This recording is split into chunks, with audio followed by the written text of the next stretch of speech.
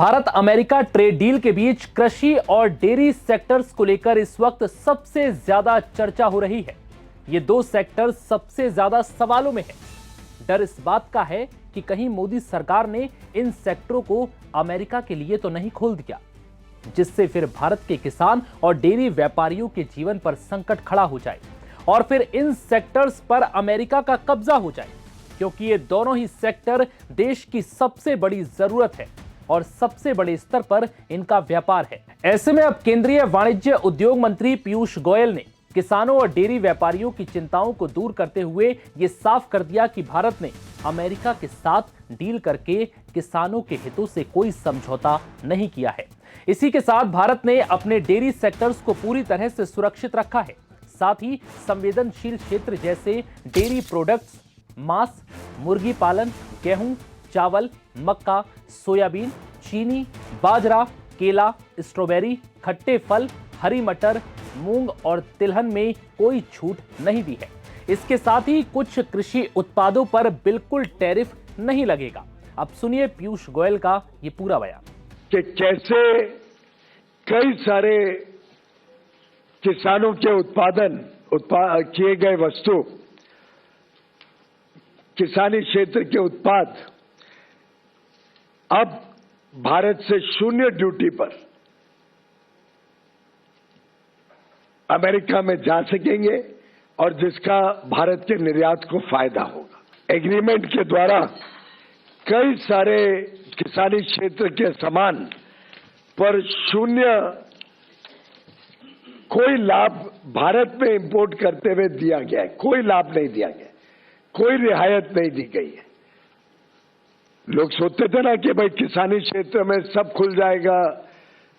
हमने कोई ऐसा काम नहीं किया है जिसमें किसी भी किसान को नुकसान हो सके। इस व्यापार समझौते में कृषि उत्पादों जैसे मसालों, चाय, कॉफी और उससे जुड़े उत्पादों, नारियल और नारियल तेल, काजू और अन्य उत्पादों पर जीरो ड्यूटी पर निर्यात होगा। इसके अलावा रत्न और आभूषण, फर्मा उत्पादों और स्मार्टफोन का ड्यूटी पर निर्यात हो पाएगा। उन्होंने कहा है कि यह समझौता निष्पक्ष और संतुलित है। वहीं पीयूष गोयल का दावा है कि भारत अमेरिका ट्रेड डील से पूरे देश में खुशी की लहर है। इस डील के तहत पूरी तरह से किसानों के हितों का संरक्षण किया गया है। आने वाले दिनों में नए अवसर और नए मौके भी खुलेंगे।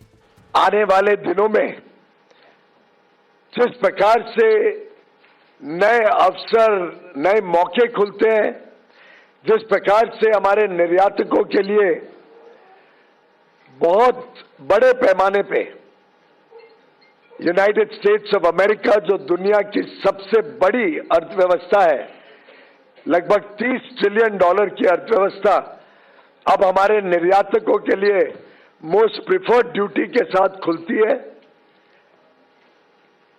और जिस प्रकार से हमारे किसानों के हितों का संरक्षण किया गया है, पूर्णतः संरक्षण किया गया है किसानों का, डेयरी का, उसको मद्देनजर रखते मैं मानता हूं ये जो यूनाइटेड स्टेट्स और भारत के बीच जॉइंट स्टेटमेंट कल देर रात